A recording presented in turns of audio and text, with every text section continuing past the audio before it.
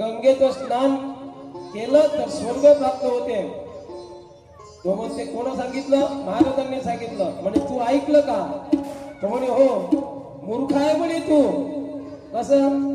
अरे म्हणे तू काशीला चाल ना आंघोळ करायला गंगेमध्ये. बरं जा म्हणे, मी तुला म्हणत नाही, पण त्या गंगेमध्ये काय आहे म्हणे? हा, हे किती विचित्र राहतात. त्या गंगेमध्ये काय? तो म्हणे पाणी आहे म्हणे.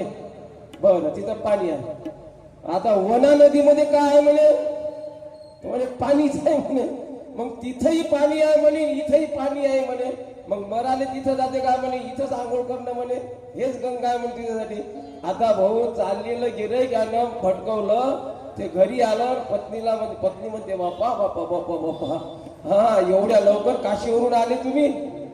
तो म्हणे काय म्हणे काशीला जाते म्हणे? काशी इथं तिथेही म्हणे गंगेमध्ये पाणी आहे, इथेही पाणीच आहे.